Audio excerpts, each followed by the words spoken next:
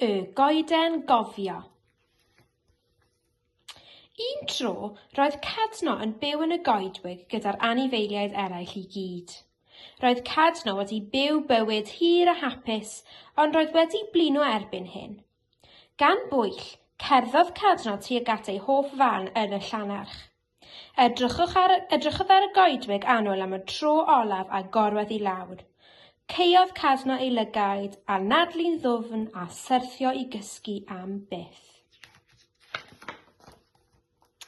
Roedd y cwbl o gwmpas cadno yn ddistaw a llonydd. Dechreuodd blio eira a chaeodd hwnnw'n dyner amdano fel blanced feddal. Bu gwdi hwn gwylio cadno o frig ei goeden. Hedfanodd lawr a glanio wrth ochr ei ffrind. Roedd gwdi hwn drist iawn. Roedd hi wedi adnabod cadno ers amser maith, ond gwyddai gwdi hw ei bod hi'n amser i'w ffrind, y madael.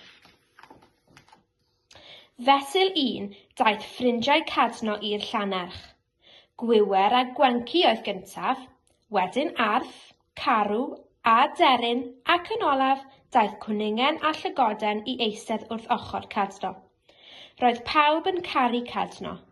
Bu mor garedig wrth bawb, ni allai neb ddychmygu bywyd yn y goedwig hebddo. Eisteddodd yr anifeiliaid yn fyd am amser hir iawn. Gwdi hw oedd y cyntaf I siarad. Gwenodd yn gynnes a dweud, rwy'n cofio pan oedd cadno a minnau'n ifanc iawn. Bob hydref byddem yn rasio I weld pwy allai ddal y mwyaf o ddail. Cofiodd yr anifeiliaid eraill am hyn, a gwenu. Sibrydodd y llygoden. Rwy'n cofio fel roedd cadno'n dwlu ar y machlud.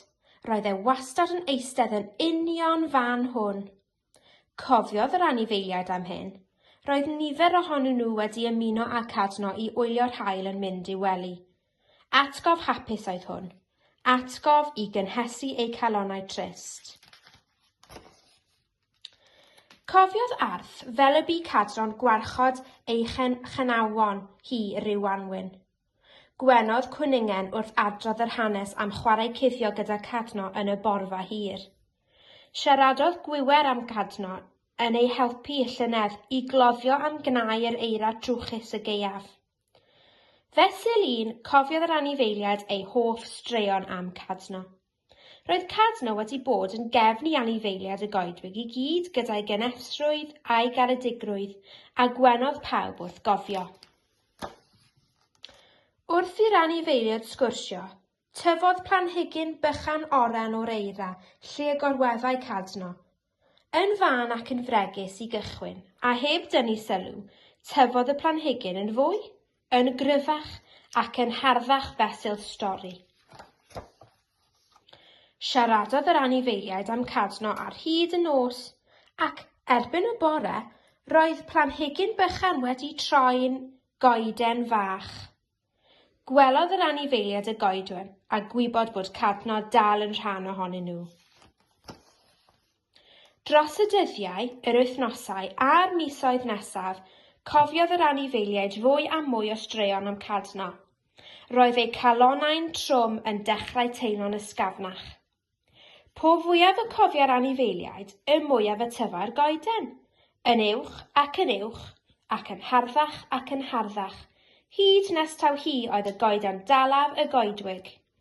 Coeden wedi ei chreu gan atgofion a choeden yn llawn cariad. Roedd cadno yn ddigon mawr a chrif I gysgodi'r anifeiliaid I gyd. Roedd wastad yn ferw gan fywyd. Adeiladodd yr adar ei nythod rhwng y dail a magodd gwdi hw gywion ar y canghennau. Cafodd gwywer cartref cysurus yn y boncyff ac fe gysgodd arth, carw a cwningen yn ei chysgod. Rhoddodd gryfder I bawb oedd wedi adnabod cadno. Ac felly, bu cadno fyw yn ei calonnau am byth. Y diwedd.